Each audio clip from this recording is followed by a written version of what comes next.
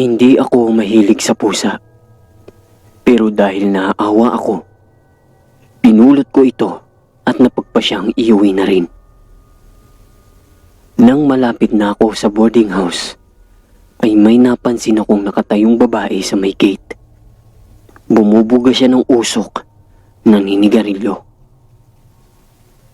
Tumingin siya sa akin nang mapansin niya akong papalapit. Nagkatitigan kami ng kaunti, pero nauna akong bumawi ng tingin. Pakiramdam ko kasi parang hinahalukoy ng kanyang mga mata ang kaibuturan ng aking pagkatao. Nakaramdam na rin ako ng nerbiyos. Medyo nagulat pa ako nang ituro niya ako at nagtanong, Bago? may halong kakaibang pakiramdam ang katanungan niyang iyon. Naramdaman kong may mali sa mga nangyayari. Tinanguan ko ang kanyang katanungan. Tumango rin siya. Muli ko siyang tinitigan mula ulo hanggang paa. At napagtanto kong parang pamilyar siya sa akin. Ngunit hindi ko na matandaan kung saan ko siya nakita. Base sa kanyang itsura, ay nasa 19 hanggang 22 na ang edad niya. Mahaba ang buhok niyang kulay blonde, ang dulo na malayang tinatangay ng hangin. Naka-loose t-shirt siya ng kulay dark gray na hanggang tuhod at nakatsinelas na bulaklakin. Morena at hindi maipagkakailang maganda siya. Pusa ba? Nagulat ako sa tanong niyang iyon. Hindi ko alam na napatulala ako sa kanya. Hindi po. Napulot ko lang kanina sa may kanto. Naawa ako kaya kinuha ko na lang. Nakita ko kasi ang sarili ko sa kanya. Malungkot ang pagkakabigkas ko sa huling mga salita. Nakaramdam ako ng pangungulila sa pamilya ko. Kumusta na kaya sila? Hinahanap na kaya nila ako? Tumangu-tango naman siya sa sinabi ko. Gusto niyo ba siyang ampunin na lang? Inilapit ko sa kanya ang pusa pero bigla na lang itong umatungal at tumindig ang mga balahibo.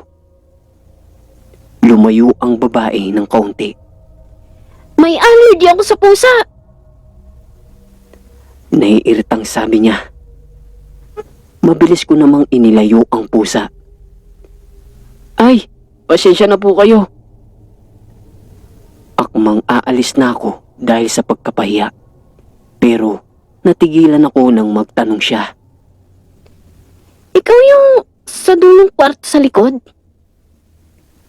Nilingon ko siya. Ngumisi siya ng nakakatakot. Ang nerbiyos ko kaninang humupa ay biglang bumalik. Heto na naman ang kakaibang pakiramdam. Huwag na huwag kang lalabas tuwing madaling araw. Mariing banta niya, saka suminghot-singhot na parang may inaamoy. Mukhang nakakain ka na rin pala. Talaga namang mautak siya. Iyon ang mga huli niyang mga sinabi na mas nagpadagdag ng kaba ko. Pagkasabi niya yon, ay bigla na lang siyang umalis. Gusto ko siya tanungin pa kaya hinabol ko siya pero nagimbal ako nang bigla na lang siyang naglaho. Pinagsama-samang takot at kaba ang nararamdaman ko. Paano siya nawala ng ganoon kabilis? Napakalayo pa ng kanto bago siya makaliko.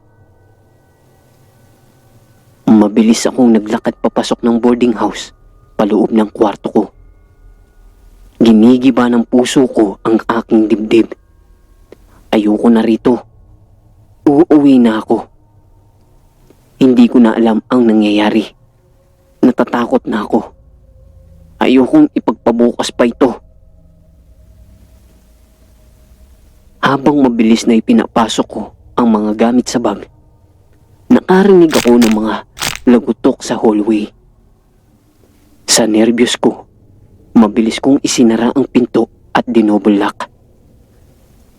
Tumungtong ako sa maliit na aparador para isara ang bintana kung saan nakita ko ang dalawang pulang mata. Umatungal na naman ang pusa, parang may kaaway sa labas ng pinto. May bala kang umalis. Nakakatakot ang boses na iyon. Iba't ibang magkakahalong mga boses. Sa tingin mo ba, hayaan na lang kitang makaalis nang hindi nakukuha ang pakay ko sa'yo? Nakaupo ako sa semento. Nagsusumiksik sa pagitan ng kama at pader.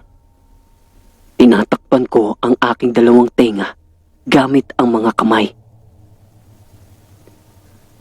Ano bang gusto mo? Hindi naman kita inaano.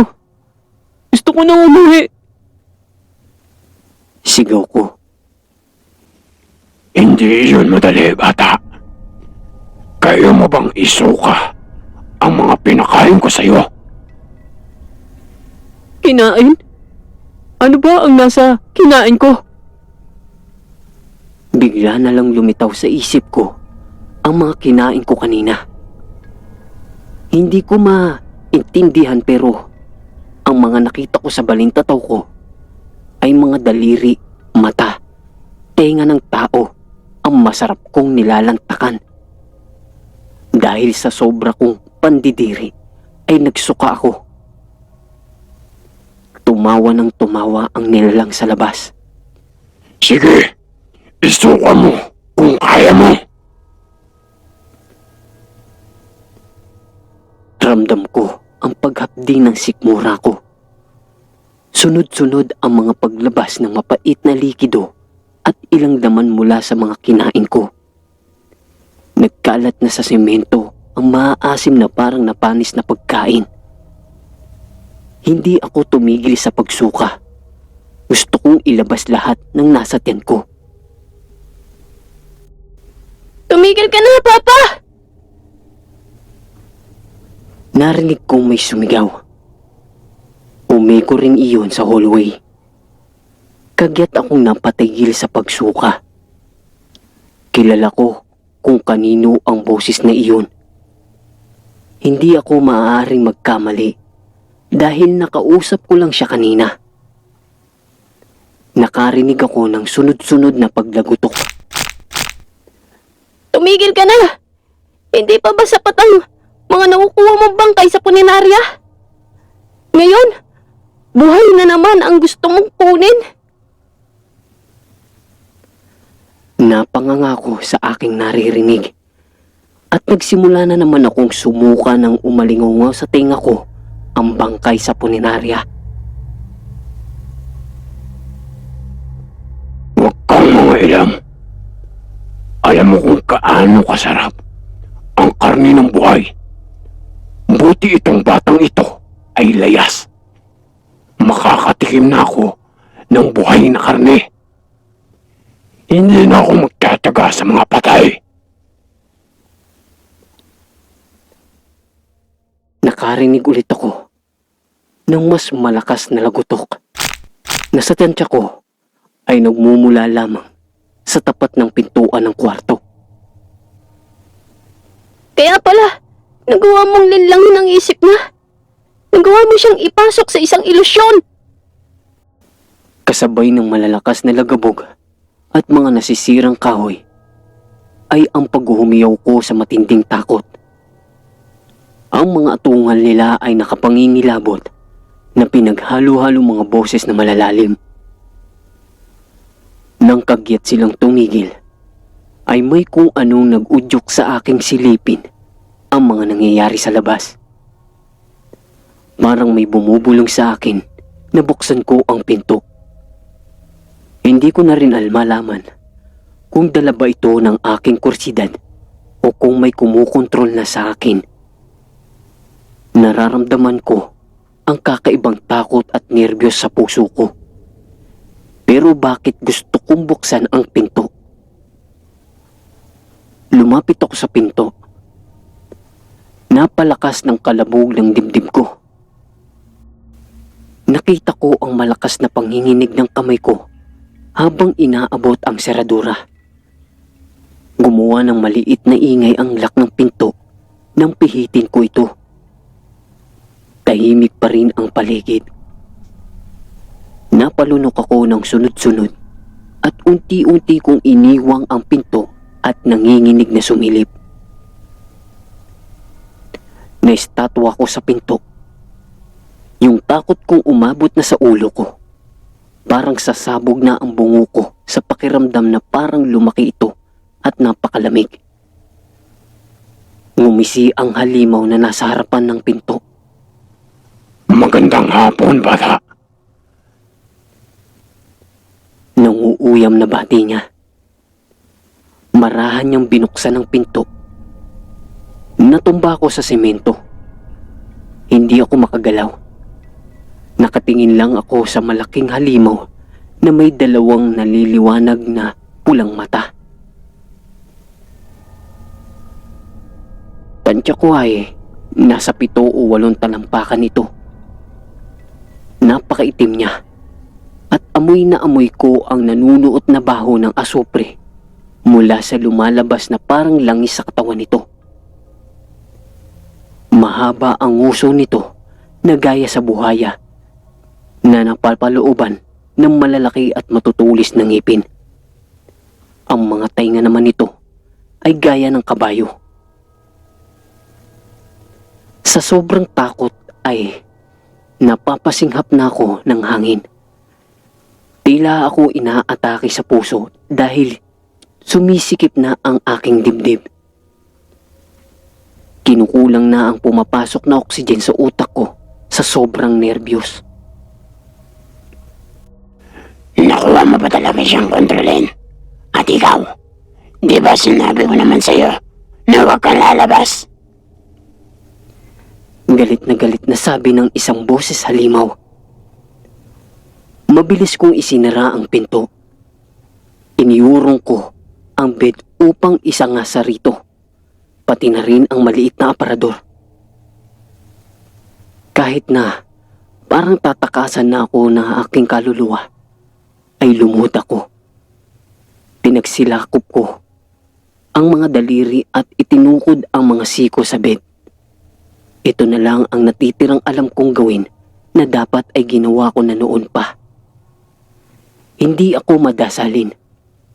Kahit na nag-aaral ako sa isang Catholic school, ay hindi ako nagdarasal. Naniniwala ako sa Diyos, pero hindi ko talaga siyang kinakausap. Akala ko kasi, kontrolado ko ang buhay ko. Kasi, baka hindi rin ako papansinin ng Panginoon. Dahil sa marami rin siyang dapat unahin kaysa sa akin. Kaya, akala ko, hindi ko na siya kailangan. Pero sa ngayon, pagdarasal lamang ang alam kong gawin. Naninikluhod sa Panginoon na isalba ako sa impyernong ito. Isang nakabibinging paghingaw na parang nasasaktan ang naririnig ko mula sa pusang napulot ko kanina. Sumunod ang mga lagutok na parang may ninunguya. Rumihistro naman sa isip ko ang itsura ng nilalang na iyon habang kinakain ang kawawang pusa. Naisip ko rin na kung hindi sana lumapit ang pusa kanina sa paa ko, ay ako ngayon ang ulam ni boss. Malaki ang pasasalamat ko sa pusa at sa babae kanina. Taimtim akong nagdasal hanggang sa hindi ko na namalayan, nakatulog ako. Nagising ako dahil sa mainit na sinag ng araw. Laking gulat ko nang mabungaran ang paligid na nasa isang bakanting lote ako na puro talayban. Sa harapan ko ay may sirang bed at maliit na aparador na pinaglumaan na rin ng panahon. Nangangamoy na rin ako. Amoy suka lahat pati mga gamit ko. Inisa-isa kong binalikan ang lahat ng nangyari. Simula nang makilala ko si boss hanggang sa maalala ko ang sinabi ng halimaw kahapon na ipinasok ako ni boss sa isang ilusyon. Napagtagpi-tagpi ko ang lahat na nangyari sa akin sa boarding house. Lahat ng iyon ay pawang mga ilusyon lamang. Ilusyon lang pala si Josh. Ilusyon lang pala ang landlady. Ilusyon lang pala ang boarding house. Kaya pala sinabi niyang nakalaan talaga sa akin ang kwartong iyon. Kaya pala parang walang katao-tao sa boarding. Kahit sinabi ng landlady na puno ito. Mabilis kong inayos ang mga gamit ko. Tumayo at naglakad na. Uuwi na ako. Pero bigla akong napatigil nang maalala ko ang restaurant. Hindi naman siguro ilusyon iyon. Para mapanatag ako, ay pumuslit ako upang silipin ito. Kahit na natatakot pa rin ako, baka balikan ako ni boss para patayin. Ngunit, kailangan kong makisiguro na totoo yun. Halos maduwal naman ako nang makita ang restaurant. Hindi nga ito ilusyon. Hindi rin ilusyon ang katapat nitong punerarya. May namumuuna namang pait sa lalamunan ko kasabay ng pagkulo ng tiyan ko. Pinakain ako ni boss ng karne ng tao para bihagin. Akala ko mabait siya. Akala ko mabuti siyang tao. Isa pala siyang halimaw na nagkukubli at mananakmal na lang kapag nahulog sa pain niya. Napasandal ako sa pader nang makaramdam ng pagkahilo. Bigla naman sumagi sa isip ko ang mukha ng babae. Natutup ko ang bibig ko nang maalala ang isang larawan na nakalagay sa photo frame at nakapatong sa counter ni boss. Na ayon dito ay anak niyang nagrebelde dahil ayaw daw nitong humalili sa kanya sa restaurant. Iba raw ang pangarap nito. Napangisi ako sa isipin yun. Sino bang anak ang gustong magluto ng karne ng mga patay ng tao? Ngunit, hindi ko alam ang pangalan niya. Hindi ko natanong. Pero malaking pasasalamat ko sa kanya dahil kung hindi, wala na siguro ako ngayon. Siya ang nagligtas sa akin mula sa tatay niya. Niligtas ko, putang ina, mali. Nilisan ko ang lugar na iyon nang may maluwag na puso kahit na nakakatakot. Nakauwi naman akong buo sa pamilya ko. Hindi ko na inulit ang magrebelde. Nag-aral ako ng mabuti saka kumuha ng scholarship mula sa mga pari.